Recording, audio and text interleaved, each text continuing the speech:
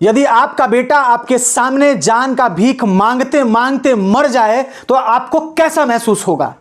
युवराज मेहता जो 27 साल के थे, युवराज मेहता तड़पते तड़पते जान बचाने का भीख मांगते मांगते 2 घंटे तक उन्होंने सरवाइव किया और जान का भीख मांगते मांगते उनकी मौत हो गई। युवराज मेहता की गड्ढे में डूबकर मौत हो गई।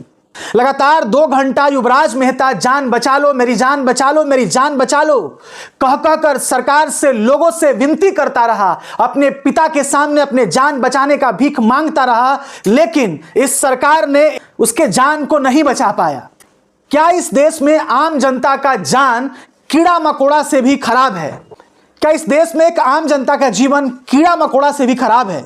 जिस तरीके से युवराज मेहता तड़पते तड़पते मर गए, क्या इस देश में कोई नेता का बेटा होता तो क्या वैसे तड़प तड़प कर मर जाता? क्या नेता के बच्चा को वैसे छोड़ दिया जाता? 2 घंटे तक उसने सरवाइव किया, लेकिन इस सिस्टम ने उसकी हत्या कर दी। उत्तर प्रदेश की सरकार ने उसकी हत्या कर दी। उत्तर प्रदेश की सरकार ने एक बड़ा अपराध किया। 27 साल के युवराज मेहता की उत्तर प्रदेश की सरकार ने हत्या कर दी। उत्तर प्रदेश सरकार के सिस्टम ने युवराज मेहता जो सॉफ्ट इंजीनियर थे, जो अपने मां बाप के लिए एक होप थे, जो अपने एक मां बाप के लिए सहारा थे, उसकी मौत हो गई। इस देश में गरीब जनता टैक्स पे करते करते करते करते मर जाता है, लेकिन एक आम जनता को अच्छा सुविधा यह सरकार मुहैया नहीं करवा पाती है। गड्ढा एक निर्माणाधीन साइट का था। जो कंपनी वहां पे काम कर रहा था उसने सुरक्षा के किसी भी नियमों का पालन नहीं किया। ना तो उसने बोर्ड लगाया और ना ही किसी तरीके का लाइट लगाया जिससे आम जनता को पता चल सके कि यहां पे कंस्ट्रक्शन चल रहा है। कोहरे का समय था, युवराज मेहता घर लौट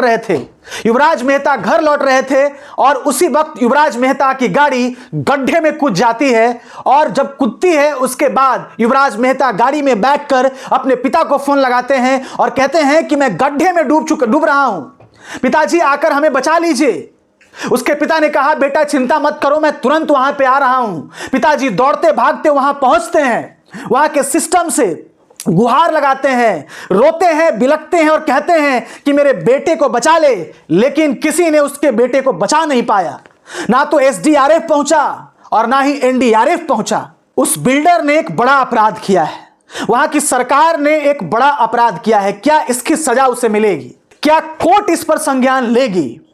जहां पे युवराज मेहता की गड्ढे में डूबकर मौत हो गई, क्या आप जानते हैं कि वहां के डीएम साहिबा कौन है? वहां की डीएम साहिबा कोई और नहीं, चुनाव आयोग के मुखिया की बेटी है। चुनाव आयोग के मुखिया की बेटी जो वहां की डीएम है, एक बार साइट पर पहुंचती नहीं है, एक बार जिम्मेवारी नहीं लेती हैं, एक बार मीडिया के सामने आकर बात नहीं करती हैं। उनको पता है कि मैं चुनाव आयोग के मुखिया की बेटी हूं, मेरा कुछ नहीं कोई बिगाड़ सकता है, सरकार का हाथ मेरे ऊपर है, चाहे मैं कितना भी बड़ा अपराध कर लूं मुझे कुछ नहीं हो सकता है। चुनाव आयोग के मुखिया की बेटी को पता है कि उसका कोई बाल बांका तक नहीं कर सकता है। अरे जाने दो, मरने दो, कीड़ा मकोड़ा जैसा आम नागरिक मर गया, हमें क्या फर्क पड़ता है। किसी ने जवाब देना अच्छा नहीं समझा। युवराज मेहता के मरने के बाद सरकार ने एसआईटी टीम की गठन की।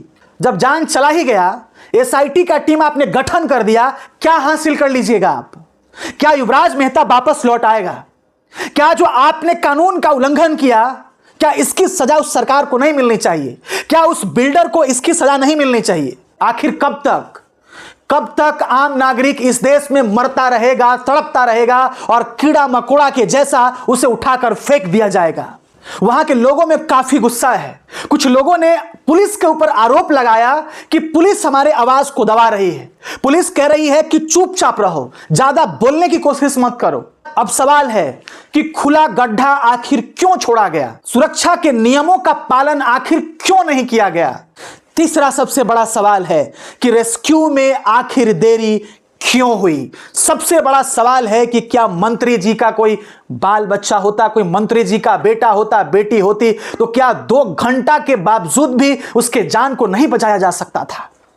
मुझे पता है कि युवराज मेहता किसी नेता के बेटा होते तो तुरंत उन्हें एयरलिफ्ट कर लिया जाता, हवाई जहाज मंगाकर उन्हें उठा लिया जाता। युवराज मेहता एक आम नागरिक के बेटा थे, इसीलिए इस सिस्टम ने युवराज मेहता की हत्या कर दी। इसीलिए युवराज मेहता को ऐसे ही मरने के लिए छोड़ दिया गया।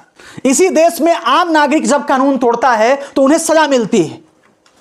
इसी देश में कोई नागरिक ट्रैफिक नियमों का उल्लंघन करता है तो उसके ऊपर फाइन लगाया जाता है। लेकिन सरकार को सजा कौन देगा? उस बिल्डर को सजा कौन देगा? उस कंपनी वालों को सजा कौन देगा? युवराज मेहता को न्याय इस देश में कब मिलेगा? ज्ञानेश कुमार की बेटी जो वहां के डीएम है, इतना भी उनकी जिम्मेवारी नहीं हुई कि मीडिया के सामने जाकर हम अपनी बात रखें। ये ज्ञानेश कुमार की जो बेटी हैं, ये हमेशा दिल्ली एनसीआर के आसपास में रहती हैं। इनका कहीं तबादला नहीं होता है, इनका कहीं ट्रांसफर नहीं होता है, क्योंकि सरकार का हाथ ज्ञानेश कुमार के बेटी के सर के ऊपर है। इस देश में आम नागरिक टैक्स पे करता है और उसी आम नागरिक के साथ पक्षपात होता है। उसी आम नागरिक को जानवर समझा जाता है। क्या यही है लोकतंत्र? क्या सरकार हमारे सवालों का जवाब देगी? क्या उत्तर प्रदेश सरकार हमारे सवालों का जवाब देगी?